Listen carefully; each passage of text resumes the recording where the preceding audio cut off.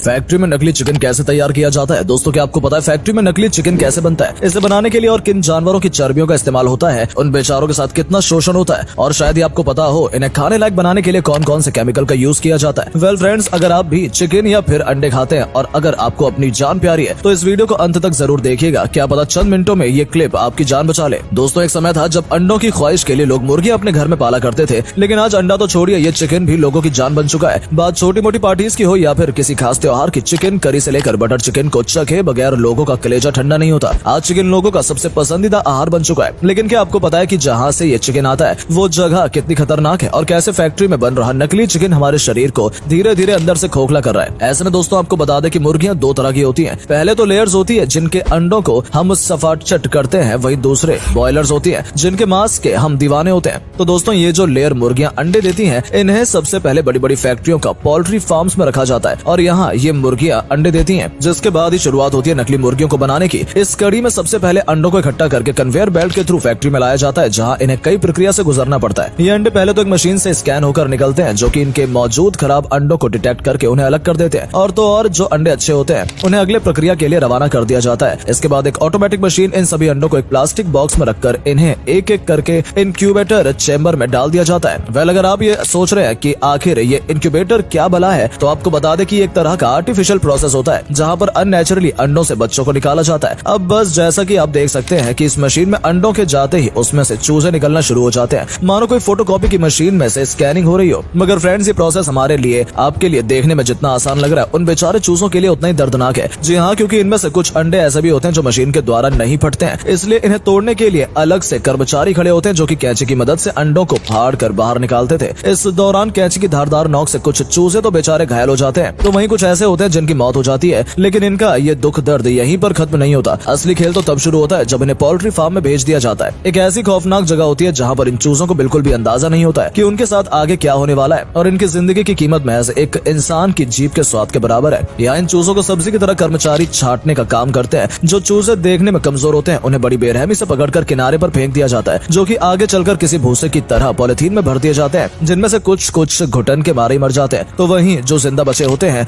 उन चूजों को मौत के घाट उतारने के लिए पहले तो वर्कर्स उनकी रीढ़ की हड्डी तोड़ते हैं, उसके बाद उनका सर धड़ से अलग करते हैं और फिर अंडों के छिलके के साथ उन्हें प्रेसिंग मशीन में डाल देते हैं, और जीवन की शुरुआत करने से पहले ये नन्हे मुन्ने राही चूरन की तरह कुचलकर मार दिए जाते हैं। हालांकि इन बेकसूर चूजों की जिंदगी तो कुछ ही मिनट में चली जाती है, लेकिन जो चूजे बचे होते हैं उन्हें तो पूरी जिंदगी घुट घुट कर मरने के लिए पाला जाता है। जी हाँ दोस्तों, जैसे कि आप देख सकते हैं कि आखिर किस तरह से इन बचे हुए चूजों को पहले एक इंजेक्शन का डोज दिया जाता है। इसके बाद इन चूजों में से नर और मादा की पहचान की जाती है। इस दौरान पहचान जानने के लिए वो इन चूजों की चोंच पर गर्म सलाखों की मदद से निशान बना देते हैं और फिर इन्हें अलग अलग बॉक्स की तरफ फेंक दिया जाता है। इन बॉक्सेस में चूजों को बेहद ही बेदर्दी से भूसों की तरह भरा जाता है, जहाँ पर इनके पास सांस लेने तक की भी जगह नहीं होती और ना ही ये हिल पाते हैं। आगे इन्हें कई बॉक्सेस में शिफ्ट करने के पालने के लिए भेज दिया जाता है फार्म में, जहाँ पर इन्हें बहुत ही ज्यादा तादाद में एक साथ पाला जाता है। इन पोल्ट्री फार्म में इन चूजों को तमाम तरीके के केमिकल के साथ एस्टेरॉइड दिया जाता है ताकि ये जल्द से जल्द बड़े हो सकें। जी हाँ, एस्टेरॉइड, वही जहर जिसको बॉडी बिल्डर इस्तेमाल करते हैं और नकली डोले शोले बनाकर फैशन झाड़ते हैं। ये एक तरह का ऐसा खतरनाक नशा होता है जो धीरे धीरे बॉडी को अंदर से खराब कर देता है, और ठीक ऐसे ही कुछ इन मुर्गियों के साथ भी होता है, जिन्हें बेचने के चक्कर में जल्द से जल्द बड़ा तो कर लिया जाता है, लेकिन उनके शरीर के अंदर पाए जाने वाला मीट कैंसर से भी ज्यादा खतरनाक साबित हो सकता है। फार्म में पलने वाले मुर्गियों को तरह तरह के इंजेक्शन दिए जाते हैं। इनकी आंखें, पंख, तमाम चीजों को जमा करके ऐसी दवाइयों का यूज किया जाता है जिससे ये छोटे से नन्हे मुन्ने बच्चे 4 से 6 हफ्ते में न सिर्फ जवान और बड़े दिखने लगते हैं बल्कि अंडे देने के लिए भी तैयार हो जाते हैं। परंतु जैसे मुर्गियां बड़ी होने लगती हैं, दवाइयों का असर भी उनके शरीर में दिखने लगता है। उनके पंख धीरे धीरे झड़ने लगते हैं, शरीर में घाव नजर आने लगते हैं, जिससे कुछ मुर्गियां तो आखिर में दम तोड़ देती हैं। दोस्तों जरा आप सोचकर देखिए, इन मुर्गियों से निकाले गए अंडे आपकी सेहत के लिए कितने नुकसानदायक होंगे। इन्हीं अंडों की वजह से लोग ब्लड प्रेशर, कोलेस्ट्रॉल और न जाने कैसी कैसी बीमारियां इन्हें झेलनी पड़ती है। साथ ही शरीर के काफी हिस्सों में चर्बी का निकलना भी शुरू हो जाता है, जो कि किसी भी लिहाज से हमारे आपके लिए शुभ संकेत नहीं है। वेल खतरा सिर्फ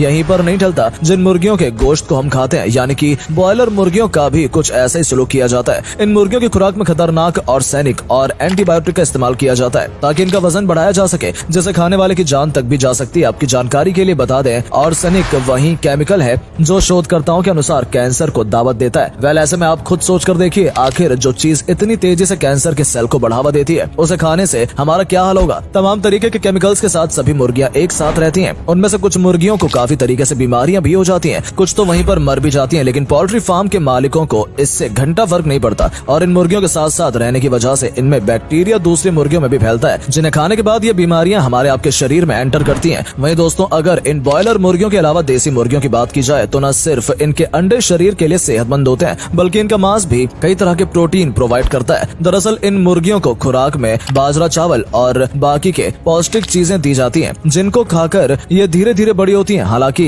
इन्हें बड़े होने में थोड़ा समय जरूर लगता है, लेकिन ये पूरी तरह से नेचुरल फिट होती हैं, जो फार्म में बड़ी हुई मुर्गियों से लाख गुना सेफ और हेल्दी होती हैं। इसी वजह से इनकी कीमत भी उनसे काफी अधिक होती है। ऐसे में दोस्तों, आपने भी नोटिस किया होगा कि जो लोग बाहर के चिकन वगैरह कुछ ज्यादा ही खाते हैं, वो अक्सर तरह तरह की बीमारियों से ग्रसित होते हैं और उनकी चर्बी भी बड़ी होती है। उदाहरण के लिए आप अमेरिका जैसी कंट्री को ले लीजिए, जहाँ पर लोग चिकन खा खाकर मोटे हो चुके हैं। हालांकि इंडिया की कुछ जगहों पर आज भी देसी मुर्गियों को पालने का चलन है, मगर अफसोसन शहर का अधिकतर हिस्सा पोल्ट्री फार्म की मुर्गियों से घिर चुका है, जिनसे न सिर्फ इन बेचारी मुर्गियों का बुरा हाल हो रखा है, बल्कि ये हमारे लिए जहर से कम नहीं है। तो दोस्तों, अब आगे आपको फैसला करना है। अगर आप भी चिकन के दीवाने हैं तो आपको कैसी मुर्गी खाना पसंद करेंगे, पोल्ट्री फार्म की या फिर देसी? हमें कमेंट करके जरूर बताइएगा। साथ ही साथ अगर आपको हमारे द्वारा दी गई जानकारी पसंद आई हो तो वीडियो को लाइक करके शेयर करना बिल्कुल न भूलें। धन्यवाद।